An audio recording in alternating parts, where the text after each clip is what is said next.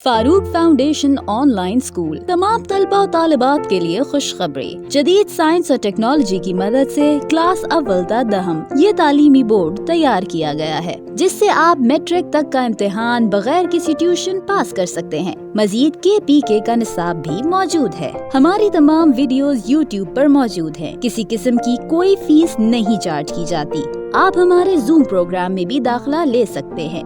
Farooq foundation online school. Students, आज का हमारा टॉपिक है फोटोसिंथेसिस। और फोटोसिंथेसिस किस में होती है? प्लांट्स में होती है। अब हम लोग देखते हैं कि इस वर्ड का क्या मतलब है। Photo means light and synthesis mean किसी चीज का बनना।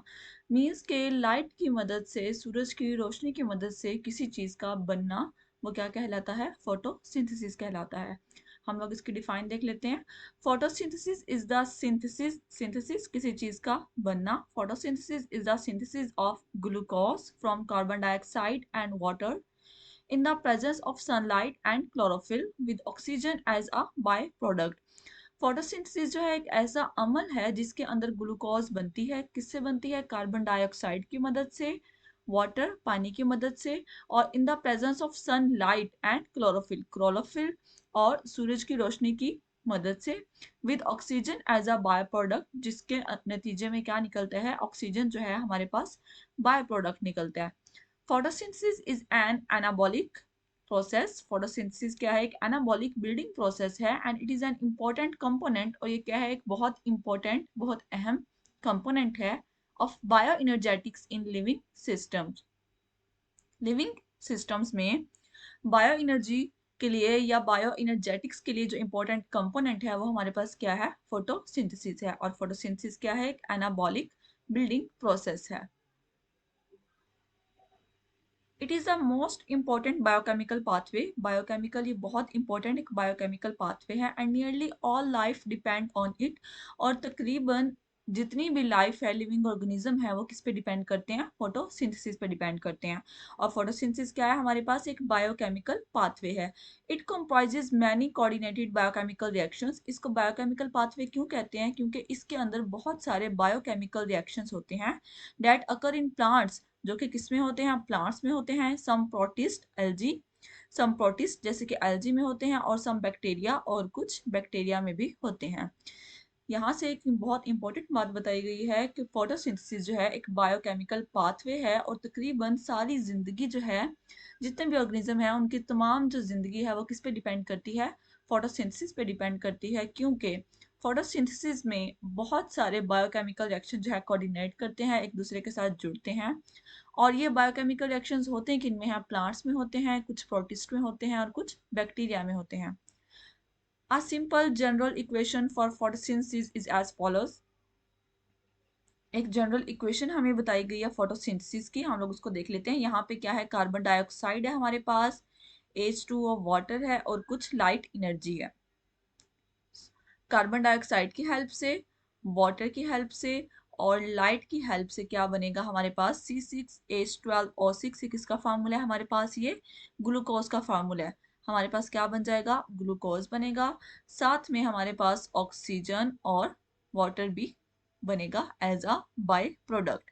जैसा हम लोगों ने ऊपर पढ़ा था कि फोटोसिंथेसिस किस तरह की जाती है या किन चीज़ों की मदद से की जाती है, तो हमने पढ़ा था कि कार्बन डाइऑक्साइड की मदद से, पानी की मदद से, और सूरज की रोशनी की मदद से, इन द प्रेजेंस ऑफ क्लोरोफिल। ठीक है? और क्या होना चाहिए? जरूरी क्लोरोफिल होना चाहिए। इन सब की मौजूदगी में क्या होता है? हमारे पास ग्लूकोज बन जाता है, साथ में ऑक्सीजन बनती है, और वाटर बनता है। ये इक्वेशन आप लोगों ने याद करनी है, ये बहुत इंपॉर्टेंट इक्वेशन है। और ये इक्वेशन किसकी है हमारे पास? फोटोसिंथेसिस का ये एक बायोकेमिकल फॉर्मूला है। देन इस पैच में हमें एक इंपॉर्टेंट इन्फॉर्मेशन बताई गई है, वो क्या है कि when cells use energy to build ATP from ADP. जब एक सेल जो है वो एडीपी से एटीपी की तरफ बढ़ते हैं या बनते हैं, और एडीपी से एएमपी की तरफ बढ़ते हैं, तो क्या होता है उसके अंदर? They are really storing energy. वो क्या कर रहे होते हैं? एनर्जी को स्टोर कर रहे होते हैं।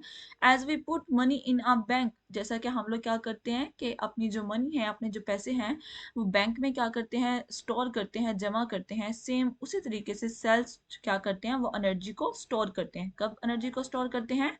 जब वो एटीपी से एडीपी में कन्वर्ट होती है, और एडीपी से एएमपी में। देन हमारे पास next intake of water and carbon dioxide. Intake किसी चीज को ले लेना अपने पास, ठीक है। Water and carbon dioxide are the raw materials of photosynthesis. Plant have mechanism for the intake and transport of these raw materials. Water and carbon dioxide हमारे पास क्या है, रॉ मटेरियल हैं किसके, फोटोसिंथेसिस के।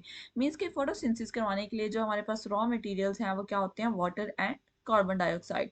प्लांट हैव मैकेनिज्म, और plants के पास क्या है, एक मैकेनिज्म है किसके लिए, for the intake and transport of these raw material. जिसमें प्लांट क्या करते हैं कि पहले इनटेक करते हैं वाटर एंड कार्बन डाइऑक्साइड को, देन ट्रांसपोर्ट कर देते हैं इन रॉ मटेरियल्स को। Water present in the soil. Water कहाँ पे प्रेजेंट होता है, कहाँ मौजूद होता है, सॉइल में, मिट्टी के अंदर होता है। इज अब्जॉर्ब बाय रूट्स, जिनको कौन अब्जॉर्ब कर लेती है, रूट्स अब्जॉर्ब कर लेती हैं। And root hairs through osmosis, osmosis के through. Water present in soil is absorb by root and root hairs through osmosis. Water जो है वो सॉइल के अंदर मौजूद होता है और अब्जॉर्ब हो जाता है रूट्स और रूट्स हेयर के थ्रू, रूट हेयर में, थ्रू ऑस्मोसिस, ऑस्मोसिस के through. This water is eventually transported to leaves through xylem cells. और ये जो वाटर जो है जो सॉइल के अंदर होता है वो अब्जॉर्ब हो जाता है रूट्स में, और रूट्स जब उसको अब्जॉर्ब कर लेती हैं उसके बाद ये ट्रांसपोर्ट कर देती हैं उस वाटर को लीव्स में through xylem cells. Xylem cells मौजूद होते हैं जो कि वाटर को क्या करते हैं कि रूट्स से लेके और ऊपर लीव्स तक पहुंचाते हैं। The air that enter leaves through tiny pores, stomata, reaches into the air spaces present around mesophyll cell. The air that enters leaf through, जो air है जो हवा है वो कहाँ से enter होती है leaves में, through tiny pores, बारीक बारीक से, छोटे बारीक से क्या होते हैं, pores होते हैं, सुराख होते हैं, और उनका हम लोग क्या बोलते हैं, स्टोमेटा बोलते हैं। reaches into the air space present around mesophyll cells, और ये air space कहाँ पे होती है, mesophyll cells के इर्द गिर्द होते हैं। दिस एयर, ये जो एयर है इसके अंदर क्या होता है, कार्बन डाइऑक्साइड होती है। This air carries carbon dioxide which gets absorb in the thin layer of water. जो एयर है उसके अंदर कार्बन डाइऑक्साइड है विच गेट अब्सॉर्ब, जो कि अब्सॉर्ब हो जाती है इन the thin layer of water, किसके अंदर, वाटर में, सराउंडिंग मेसोफिल सेल्स, और वो किसके इर्द गिर्द होते हैं, मेसोफिल सेल्स के। From here the carbon dioxide diffuses into mesophyll cells. यहाँ पे क्या होता है, कार्बन डाइऑक्साइड डिफ्यूज किस में हो जाती है, मेसोफिल सेल्स में। यहाँ ऊपर हम लोगों ने बात की थी ऑस्मोसिस की, यहाँ पे अब हम लोग पढ़ लेते हैं कि ऑस्मोसिस हमारे पास है क्या। Osmosis is the movement, osmosis एक ऐसी मूवमेंट है किसकी, वाटर की है, फ्रॉम अ डाइल्यूट सोल्यूशन, जो कि एक डाइल्यूट सोल्यूशन से कहाँ पे होती है, कंसनट्रेटेड वन में होती है, और किसके थ्रू होती है, मेम्ब्रेन के थ्रू होती है। तो ऑस्मोसिस की क्या डिफाइन है, osmosis is the movement of water from a dilute solution to the concentrated one through a membrane.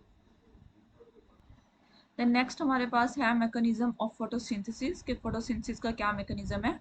Photosynthesis occur in two phases. During first phase, light energy is captured and is used to make high energy molecules ATP and NADPH. Photosynthesis जो है वो अकर होती है, वो कितनी phases में होती है, टू फेजेस में होती है। ड्यूरिंग फर्स्ट फेज में क्या होता है, light energy is captured, light energy को क्या किया जाता है, कैप्चर किया जाता है और यूज्ड और इस्तेमाल किया जाता है टू मेक, बनाने में, high energy molecules. First phase में लाइट एनर्जी की मदद से लाइट एनर्जी को कैप्चर करके हाई एनर्जी मॉलिक्यूल्स क्या है, बनाए जाते हैं। और हाई एनर्जी मॉलिक्यूल्स हमारे पास क्या है, एटीपी एंड एनएडीपीएच। आप लोगों से क्वेश्चन पूछा जा सकता है कि what are high energy molecules, then the answer is the ATP and NADPH. These reactions which are known as light reaction, और इन reactions को क्या बोलते हैं, light reactions बोलते हैं, take place on the thylakoid membrane, जो कि कहाँ पे होते हैं, thylakoid membrane पे होते हैं, क्लोरोप्लास्ट के। क्लोरोप्लास्ट के ऊपर thylakoid membrane होती है जिसके अंदर या जिसके ऊपर ये सारा light reaction जो है ये अकर होता है। अब हम सेकंड फेज के बारे में पढ़ते हैं। During second phase carbon dioxide is reduced to make glucose. Second phase में क्या होता है, कार्बन डाइऑक्साइड रिड्यूस हो जाती है, किस लिए रिड्यूस होती है, ग्लूकोज बनाने के लिए। In this phase the energy from high energy molecules ATP and NADPH is utilized. इसके अंदर क्या है, जो हाई एनर्जी मॉलिक्यूल्स जो हम लोगों ने फर्स्ट फेज में बनाए थे वो इस फेज में क्या है, यूटिलाइज्ड हो जाएंगे, ठीक है, इस्तेमाल हो जाएंगे। और वो हाई एनर्जी मॉलिक्यूल्स कौन कौन से हैं, एटीपी एंड एनएडीपीएच। आपने ये याद रखना है कि लाइट रिएक्शन में जो फर्स्ट फेज है, सॉरी जो फोटोसिंथेसिस की जो फर्स्ट फेज है उसके अंदर N A NADPH and ATP की फॉर्मेशन होती है, और सेकंड फेज में NADPH और ATP की यूटिलाइजेशन होती है, मींस के वो यूज होते हैं। Since these reactions do not use light directly, और ये रिएक्शंस क्या है, लाइट को डायरेक्ट यूज नहीं करते, they are known as dark reaction, और इनको हम लोग क्या बोलते हैं, डार्क रिएक्शंस बोलते हैं। The dark reaction take place in the stroma of chloroplast. Dark reaction कहाँ पे होता है, ये क्लोरोप्लास्ट के स्ट्रोमा में अकर होता है, वहाँ पे ये डार्क रिएक्शन जो है पूरा टेक प्लेस होता है। देन यहाँ पे हमें एक इंपॉर्टेंट इन्फॉर्मेशन दी गई है कि stomata cover only 1 to 2% of the leaf surface but they allow much air to pass through them.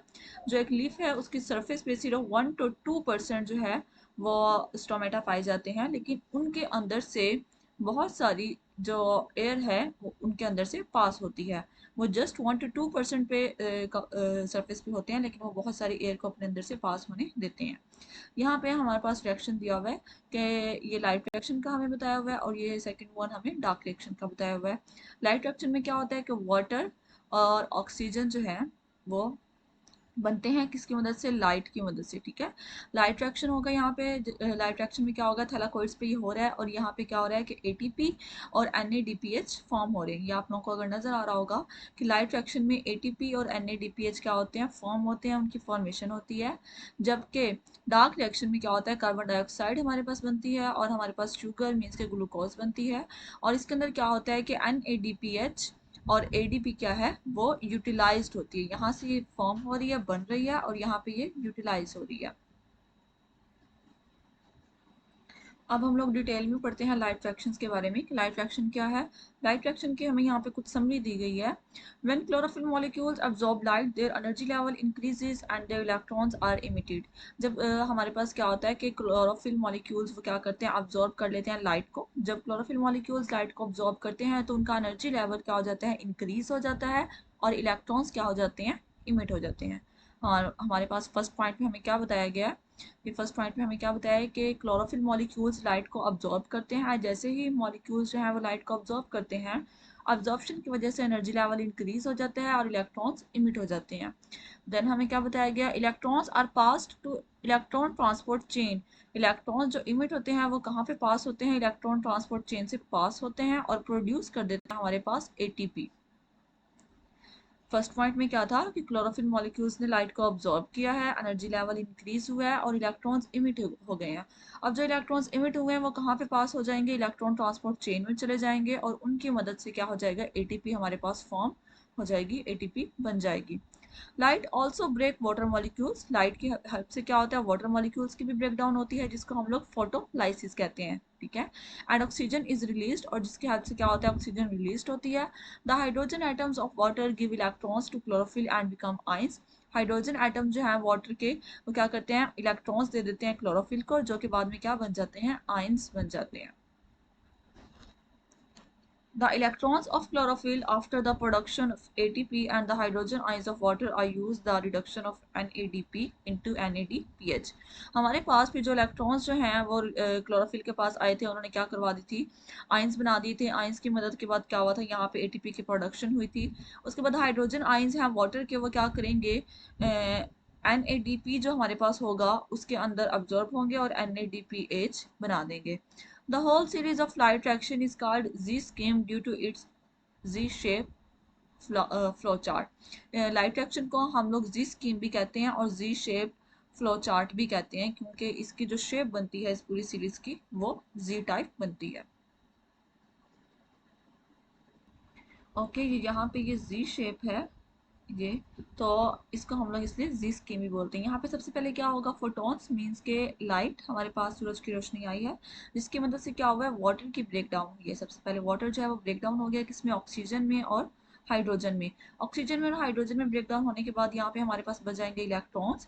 ये इलेक्ट्रॉन्स जो है कहाँ पे ट्रांसफर हो जाएंगे, इलेक्ट्रॉन ट्रांसपोर्ट चेन में। जैसे कि मैंने आपको बताया था कि इलेक्ट्रॉन्स जो बचेंगे वो इलेक्ट्रॉन ट्रांसपोर्ट चेन में क्या हो जाएंगे, इमिट हो जाएंगे, उसके अंदर चले जाएंगे, और उनकी हेल्प से हमारे पास क्या प्रोडक्शन होगी, ATP की।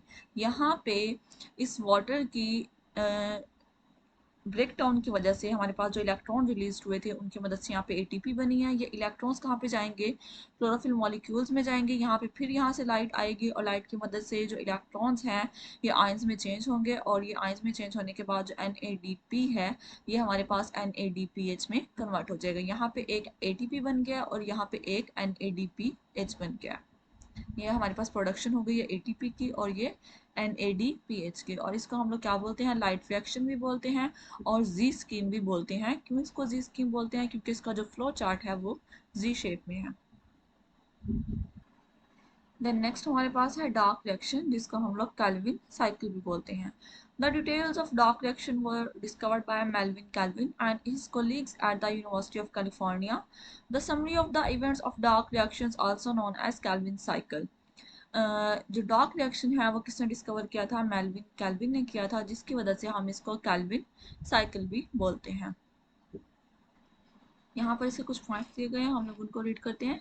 Carbon dioxide molecules are combined with 5 carbon compounds. Carbon dioxide के जो मॉलिक्यूल्स हैं वो कंबाइन करते हैं किसके साथ, 5 कार्बन कंपाउंड्स के साथ, to form temporary 6 carbon compounds. इसलिए कंबाइन करते हैं ताकि वो टेम्परेरी 6 कार्बन कंपाउंड्स को बना सकें। Each of which splits into 3 carbon compounds, और उनमें से हर दो जो है हर जो एक है वो स्प्लिट हो जाता है 3 कार्बन कंपाउंड्स में। The 3 carbon compounds are reduced to 3 carbon carbohydrates by using ATP. अब जो 3 कार्बन कंपाउंड्स था वो रिड्यूस्ड हो गया है 3 कार्बन कार्बोहाइड्रेट्स में बाय यूजिंग ATP, और उसने क्या यूज़ किया, अपने पास ATP को यूज़ किया एंड हाइड्रोजन को फ्रॉम NADPH से, NADPH से हाइड्रोजन को और ATP की मदद से 3 कार्बन कंपाउंड जो है वो रिड्यूस किसमें हो गए हैं, 3 कार्बन कार्बोहाइड्रेट्स में। The 3 carbon carbohydrates are used to manufacture glucose, और ये जो 3 कार्बन कार्बोहाइड्रेट्स हैं ये किस चीज़ के लिए, ग्लूकोज बनाने के लिए, ग्लूकोज मैन्युफैक्चर करने के लिए यूज हुए हैं, हेल्प किया। The 3 carbon carbohydrates are also used to regenerate the original 5 carbon compounds, और फिर जो 3 कार्बन कार्बोहाइड्रेट्स होंगे वो दोबारा यूज किए जाएंगे, रीजनरेट किया जाएगा उनको, ताकि वो ओरिजिनल 5 कार्बन कंपाउंड जो है वो बना सके। This step also utilize ATP, और ये स्टेप जो है ये भी क्या करेगा, एटीपी को यूज करेगा। नेक्स्ट हमारे पास है role of chlorophyll and light. Chlorophyll का रोल और लाइट का role. Sunlight energy is absorb by chlorophyll, it is then converted into chemical energy which drives the photosynthesis process. Sunlight energy जो है वो अब्सॉर्ब कर ली जाती है किस प्रोसेस के थ्रू, क्लोरोफिल के through, is absorb by chlorophyll. Chlorophyll जो है वो क्या है, सनलाइट एनर्जी को अब्सॉर्ब कर लेता है, जज़ब कर लेता है। इट इज़ देन कन्वर्टेड, और फिर इसको कन्वर्ट कर देता है into chemical energy, chemical energy में, विच ड्राइव्स द फोटोसिंथेसिस प्रोसेस, जो कि फिर क्या करता है, फोटोसिंथेसिस प्रोसेस को स्टार्ट करवाता है। Only about 1% of the light falling on the leaf surface is absorbed, the rest is reflected or transmitted. एक लीफ के ऊपर जो लाइट पड़ती है उसमें से सिर्फ 1% जो है वो अब्जॉर्ब होती है, बाकी जो है रिमेनिंग जो 99% होती है वो या तो रिफ्लेक्ट हो जाती है या फिर ट्रांसमिट हो जाती है। The light rays of different wavelengths are not only differently absorbed by photosynthetic pigment but are also differently effective in photosynthesis. Light rays जो है वो उनकी डिफरेंट वेवलेंथ होती हैं और ये क्या है, डिफरेंटली अब्जॉर्ब होती हैं फोटोसिंथेटिक पिगमेंट में, but are also differently effective in photosynthesis, और ये क्या है, फोटोसिंथेसिस में डिफरेंटली क्या है, मुख्तलिफ तौर पर इफेक्ट होती है, मुख्तलिफ तौर पर अपना काम करती है। The blue and red light carry out more photosynthesis. जो हमारे पास लाइट होती है उसके अंदर जो ब्लू और रेड लाइट होती है वो क्या करती है, मोर फोटोसिंथेसिस करवाती है, मींस के उस लाइट की हेल्प से ज़्यादा फोटोसिंथेसिस हमारे पास होती है।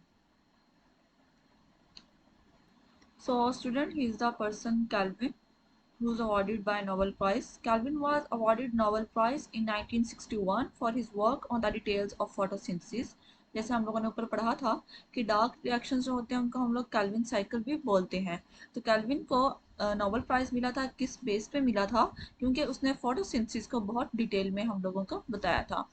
Photosynthetic pigments are organized in the form of cluster. Photosynthetic जो पिगमेंट्स हैं वो ऑर्गेनाइज्ड होते हैं किसकी फॉर्म में, क्लस्टर्स की फॉर्म में, जिनको हम लोग फोटो सिस्टम्स भी बोलते हैं। In thylakoid membranes of chloroplast, chlorophyll a is the main photosynthetic pigment. Chlorophyll a जो है हमारे पास एक मेन फोटोसिंथेटिक पिगमेंट है। Others are car accessory pigment, और अदर्स जो है इसके अलावा फोटोसिंथेटिक ए के अलावा जो पिगमेंट्स हैं उनको हम लोग असेसरी पिगमेंट्स कहते हैं, and include chlorophyll b and carotenoids, जिसके अंदर क्या है, क्लोरोफिल बी भी होता है और कैरोटीनॉइड्स भी शामिल होते हैं। Chlorophyll absorb mainly blue and red light. Chlorophyll में ज्यादातर क्या होता है कि वो ब्लू और रेड लाइट को अब्जॉर्ब करते हैं। Some wavelength not absorb by chlorophyll a. कुछ जो वेवलेंथ है वो क्लोरोफिल ए से अब्जॉर्ब नहीं की जा सकती, क्लोरोफिल ए उनको अब्जॉर्ब नहीं करता। और very effectively absorb accessory pigment and vice versa. और जो क्या है वो क्लोरोफिल ए को अब्जॉर्ब नहीं करेगा, बल्कि इसके अलावा जो असेसरी पिगमेंट है उनको क्या है, अब्जॉर्ब कर लेगा। देन हमें यहाँ पे क्वेश्चन दिया गया है कि in dark reactions 3 carbon compounds are reduced to form carbohydrates. Dark reaction में कैल्विन साइकिल में जो 3 कार्बन कंपाउंड्स हैं वो रिड्यूस्ड कम हो जाते हैं, क्या करने के लिए, ताकि वो कार्बोहाइड्रेट्स को बना सकें। What is the ultimate source of these hydrogen for this reduction? वो कह रहे हैं कि अल्टीमेट सोर्स क्या है इन हाइड्रोजन का फॉर दिस रिडक्शन, इस रिडक्शन के लिए, और तो वो क्या होगा, हमारे पास वाटर होगा। स्टूडेंट अब हम लोग रिवाइज कर लेते हैं कि आज हम लोगों ने क्या क्या पढ़ा है। आज सबसे पहले हम लोगों ने फोटोसिंथेसिस के बारे में पढ़ा है कि फोटोसिंथेसिस क्या है। फोटोसिंथेसिस एक ऐसा प्रोसेस है जिसके अंदर हम लोग क्या है, ग्लूकोज की फॉर्मेशन करवाते हैं कार्बन डाइऑक्साइड और वाटर की हेल्प से, इनकी मौजूदगी में। और साथ में क्या होनी चाहिए, हमारे पास सनलाइट होनी चाहिए, जिसके नतीजे में ऑक्सीजन जो है हमारे पास बाय प्रोडक्ट जो है वो निकलता है। देन हमें यहाँ पे इक्वेशन बताई गई थी फोटोसिंथेसिस की, जिसके अंदर हम लोगों ने 6 कार्बन डाइऑक्साइड के मॉलिक्यूल्स लिए हैं, 12 वाटर के मॉलिक्यूल्स लिए हैं, साथ में हम लोगों ने लाइट एनर्जी ली है। क्लोरोफिल की मौजूदगी में ये रिएक्शन हुआ है, और इस रिएक्शन में क्या है, हमारे पास ग्लूकोज बना है, साथ में ऑक्सीजन बनी है और साथ में वाटर बना है। देन हम लोगों ने फोटोसिंथेसिस के मैकेनिज्म के बारे में पढ़ा कि फोटोसिंथेसिस में का जो मैकेनिज्म है उसके अंदर 2 फेजेस होती हैं। फर्स्ट फेज जो होती है लाइट रिएक्शन की, उसके अंदर क्या है, हाई एनर्जी मॉलिक्यूल्स जो है एटीपी और एनएडीपीएच जो है वो फॉर्म होते हैं, उनकी फॉर्मेशन होती है। और सेकंड फेज में जो कि है डार्क रिएक्शन मींस के कैल्विन साइकिल, उसके अंदर एटीपी और एनएडीपीएच हमारे पास यूटिलाइज्ड होते हैं। देन हम लोगों ने पढ़ा कि डार्क रिएक्शन जो है वो किस में होता है, स्ट्रोमा में होता है, क्लोरोप्लास्ट के। फिर हम लोगों ने देखा कि जो लीफ है उसकी जो कवरिंग है, उसकी जो सरफेस है, उसके ऊपर सिर्फ 1 to 2% जो है वो स्टोमेटा पाए जाते हैं, लेकिन उन उस 1 to 2% में हमारे पास बहुत सारी एयर जो है वो पास होती है उन स्टोमेटा के थ्रू। देन हम लोगों ने देखा कि हम लाइट रिएक्शन को जी स्कीम भी बोलते हैं। क्यों बोलते हैं, क्योंकि इसका जो फ्लो चार्ट है वो जी शेप में बना हुआ है, जिसके अंदर हम लोगों ने देखा कि सबसे पहले फोटोलाइसिस होती है, मींस के वाटर की ब्रेक डाउन होती है, और उसके अंदर जो इलेक्ट्रॉन रिलीज होते हैं उन इलेक्ट्रॉन की रिलीज की वजह से एटीपी की फॉर्मेशन होती है। एटीपी की फॉर्मेशन के बाद देन हमारे पास एनएडीपीएच की फॉर्मेशन भी होती है। देन हम लोगों ने लास्ट में डार्क रिएक्शन के बारे में पढ़ा कि डार्क रिएक्शन जो है वो किसने डिस्कवर किया था, वो मेल्विन कैल्विन ने किया था, और उस बेस पे डिस्कवर करने की वजह से 1961 में उनको नोबेल प्राइज भी मिला था। स्टूडेंट आज आपका टॉपिक यहीं पे कंप्लीट हो गया।